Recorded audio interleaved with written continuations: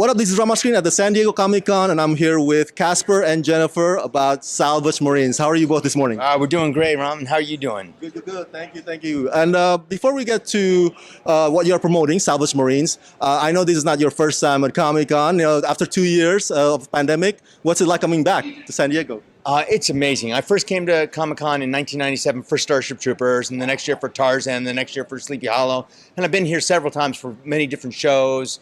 More Starship Troopers, Con Man series with Alan Tudyk and Nathan Fillion, and then Mortal Kombat, and now to do it with Salvage Marines, it's unbelievable. With my wife and my cast, I'm just so excited to be here. And after the pandemic, where we couldn't get along, now we all get to be together, probably spreading COVID together. But I'm enjoying it. Yeah. What's it like for you, Jen? Well, I grew up really loving comic books and dreaming of coming to San Diego. And when I first came in 2003, I've come like every year since. So the pandemic, I definitely was like, so now that I'm here, it's like Christmas right now. Oh, Christmas. Wow. Christmas in July. Now, Casper, I've had the fortune of watching a couple of episodes of this new show of your Salvage Marines. Very much enjoyed it. For my fans at home, could you explain to them a little bit of what the show is about and also what your character is on the show? Okay, first of all, Salvage Marines is going to be on Popcorn Flicks starting July 28th for free. Mm-hmm. So everybody can download it. It's on Apple TV, Roku, smart TVs, Vizio, everything. You can find it. You can find it through Google. You can find it anything. But it's going to be out there. And it's for free. But what I loved about it was it's like an homage to Starship Troopers and old Star Trek and Doctor Who. So I think that classic sci-fi. Why I'm a fan. So I think all the real sci-fi fans are going to just really gravitate towards this. And it challenges everybody with, it's about life debt, how we all have life debt, and that it's then handed down to our children. And the only way to get out is join the Salvage Marines. But Salvage Marines, high death mortality rate. So you have to be really good. Yeah, it's sacrificing yourself for your family to have a better life or to improve your status. Now, just want to stay on that for you, Jen. Your character, Jada, is so badass. How fun was it for you to play Jada, and what was it about Jada that resonates with you? Well, I read the books that Sean Michael Argo wrote, of course, and I just fell in love with her as a character because she's fearless.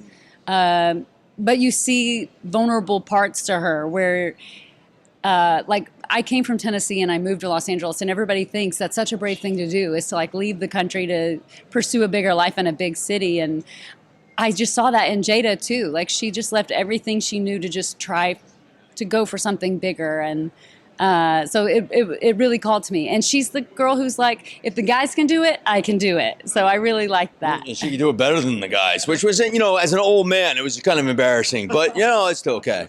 No, she was cute. She got away with it because she looked cute. That's right. She gets a pass. Now, here's a fun question for both of you guys.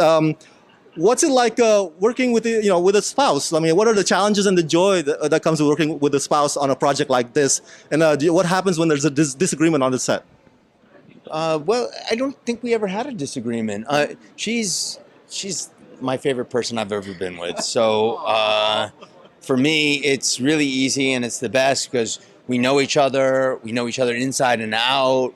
We loved everybody. She suggested my wife character. She is a good friend of ours. She suggested her for that. And we were like, oh, that's great. I'm like, hey, come kiss my husband. Yeah, come make out with my husband. I'm like, you're telling your friend Lenata, who's a beautiful, beautiful woman, she's absolutely stunning, to kiss me. But she knocked it out of the park. She did. Lenata was so good. And whenever I was looking at that, I'm like, I just know she's going to be the best wife for you. Yeah.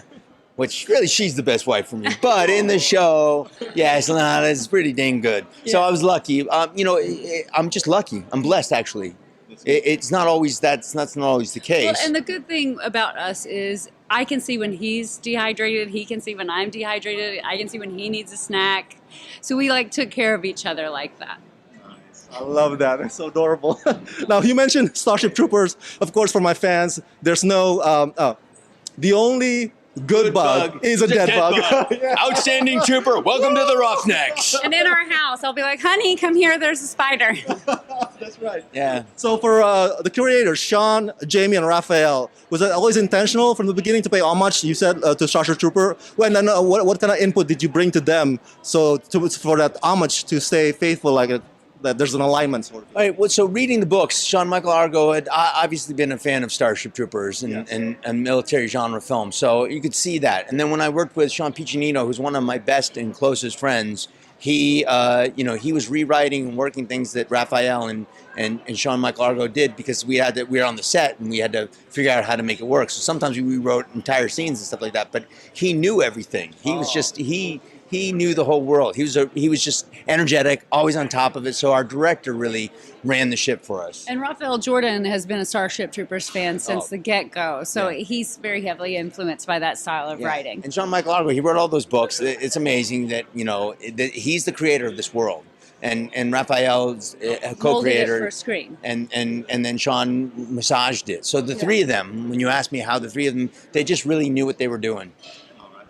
And finally, for my last pitch for my fans at home, final word for you guys. Why do they need to really watch or check out Salvage Marines? There's a shower scene. There's a shower scene, and it's free, and it's on Popcorn Flicks. Popcorn Flicks. July 28th. July 28th. Free streaming. And yeah, it's free. Free. Yeah. Exciting stuff. Exciting stuff. And it's good. Yeah.